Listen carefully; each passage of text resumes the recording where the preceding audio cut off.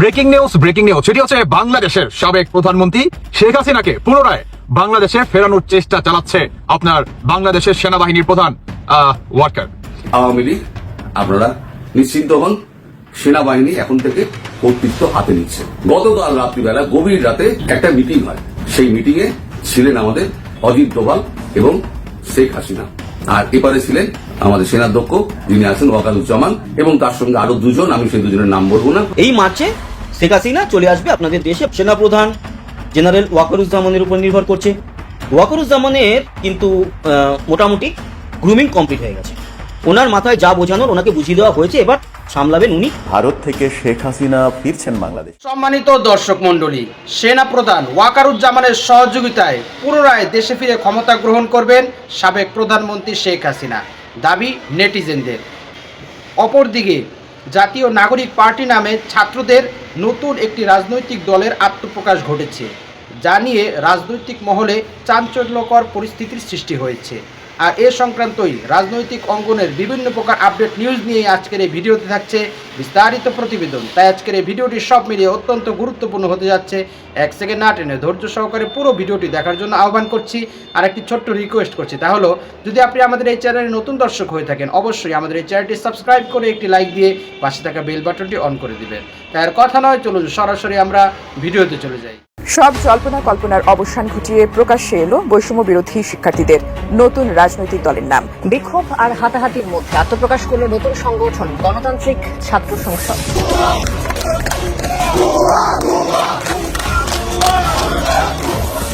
সময়ের মধ্যে জানিয়ে দেন, যারা রাষ্ট্র পরিচালনা করতেন তাদেরকে জানিয়ে দেন যে তারা যেন আজকের দিনের পরে যেন আর এইভাবে আওয়ামী লীগের দোষের বিচার আগে হাসপাতাল এবং সার বিচার করে নিরপেক্ষতার প্রমাণ করে। রাজনৈতিক অঙ্গনে আজ নতুন একটি দলের আত্মপ্রকাশ ঘটেছে অথবা যাত্রা শুরু হয়েছে। অবশেষে সব অপেক্ষার অবসান, নতুন রাজনৈতিক দল আত্মপ্রকাশ করল জাতীয় নাগরিক পার্টি, ন্যাশনাল সিটিজেন্স পার্টি। ওনারা এটাকে এনসিপি এভাবে বলছেন। দলটা এভাবে আমরা বলি যে ছাত্রদের দ্বারা গঠিত ছাত্রদের দল। নতুন দল নিয়ে অন্যরকম আলোচনা। আসিফ নজরুল দিলেন অজানা তথ্য, তরুণদেরকে যা বললেন সেনাপ্রধান। মিয়ানমারের বিদ্রোহী গোষ্ঠী আরাকান আর্মির সঙ্গে যোগাযোগ রাখছে বাংলাদেশ। জুলাই আগস্ট আন্দোলনের তরুণদের নেতৃত্বে গঠিত নতুন দল জাতীয় নাগরিক পার্টি আত্মপ্রকাশ করেছে। আর এই নতুন দলের আহ্বায়ক করা হয়েছে সাবেক তথ্য উপদেষ্টা নাহিদ ইসলামকে, আর সদস্য সচিব করা হয়েছে আক্তার হোসেনকে। আজকে আপনাদের জন্য খুবই গুরুত্বপূর্ণ এই ভিডিওটা, বিশেষ করে যারা নতুন রাজনৈতিক দলটি জাতীয় নাগরিক পার্টি নিয়ে চিন্তা ভাবনায় আছেন যে এই দলটার ফোকাস কি বা এদের মোটিভ কি, লক্ষ্য কি। মুখে তো অনেকে অনেক বক্তব্য দিয়েছে, বাট আমরা আজকের ভিডিওতে আপনাদেরকে দেখাতে চাই তাদের মূল ঘোষণাপত্র, যেটা খুবই গুরুত্বপূর্ণ, কি আছে ছাত্রদের এই ঘোষণাপত্রে।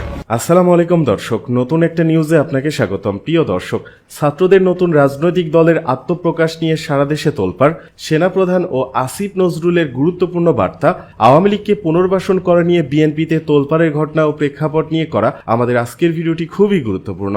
ভিডিওটি শুরু থেকে শেষ পর্যন্ত ধৈর্য সহকারে দেখে একটি লাইক দিয়ে সবাইকে শেয়ার করে দিন। আমাদের চ্যানেলে নতুন হলে চ্যানেলটি সাবস্ক্রাইব করে পাশে থাকা বেল আইকনে ক্লিক করে রাখুন। আমাদের ভিডিওটি আপনি বাংলাদেশের কোন জেলায় বসে দেখছেন বা শুনছেন সেইটি অবশ্যই কমেন্ট বক্সে কমেন্ট করে জানিয়ে দিতে ভুলবেন না। চলুন আর কথা না বাড়িয়ে ভিডিওটিতে একটি লাইক দিয়ে ধারাবাহিকভাবে আজকে বিস্তারিত খবরগুলো দেখে আসি। জুলাই অভ্যুত্থানে নেতৃত্ব দেওয়া ছাত্র নেতৃত্বের নতুন রাজনৈতিক দল জাতীয় নাগরিক পার্টি এনসিপি আনুষ্ঠানিক আত্মপ্রকাশ করেছে শুক্রবার।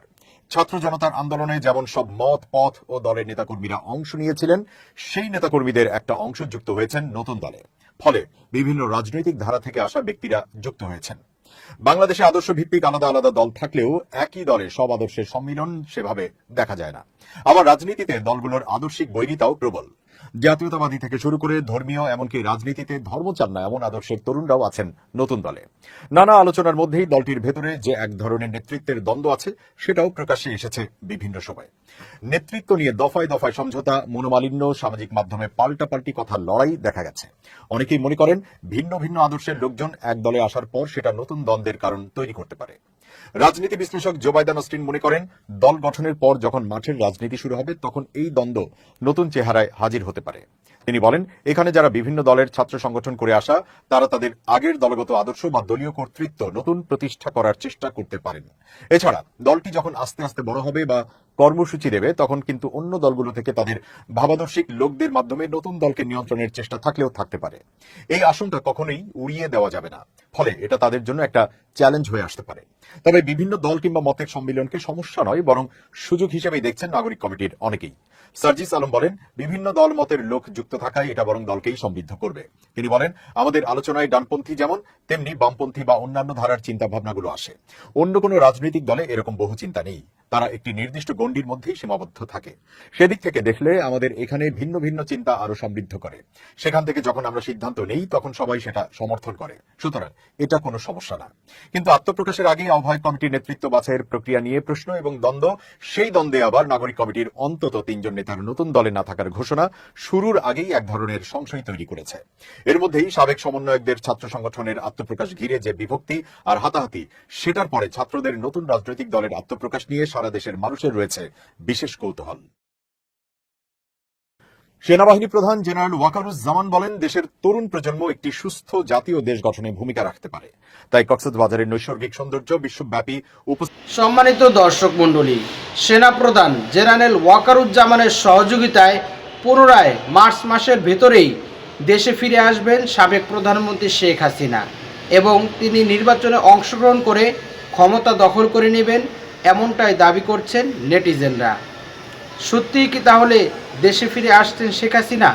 আর তিনি দেশে ফিরে আসলেই কি তিনি যে 2 হাত দিয়েছেন তার বিচার হওয়ার পূর্বেই তিনি ক্ষমতা গ্রহণ করে নেবেন, নির্বাচনে অংশগ্রহণ করবেন আর জনগণ এই বিষয়টি মেনে নেবে?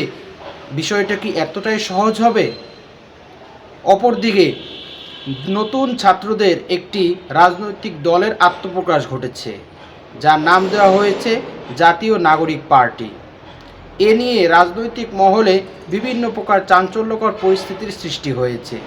বিএনপির মাথা গরম হয়ে গিয়েছে, তাদের পায়ের নিচের মাটি যেন সরে গিয়েছে, তারা যেন নির্বাচনে অংশগ্রহণ করে জয়লাভের পূর্বেই পরাজয় বরণ করেছে।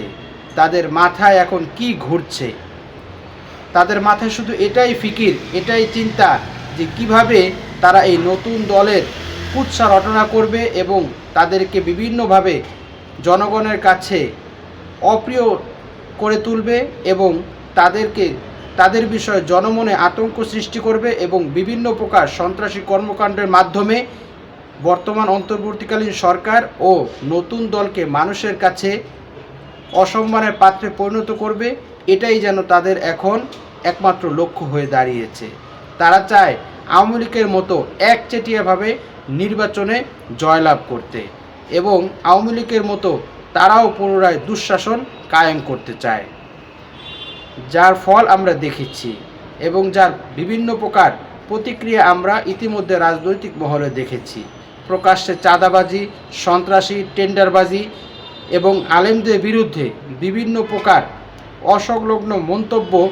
তারা যদি ক্ষমতায় আসে তাহলে সত্যি বাংলাদেশে আরেকটি ফ্যাসিবাদের রাজ্য কায়েম হবে বলেই দাবি করছেন নেটিজেনরা।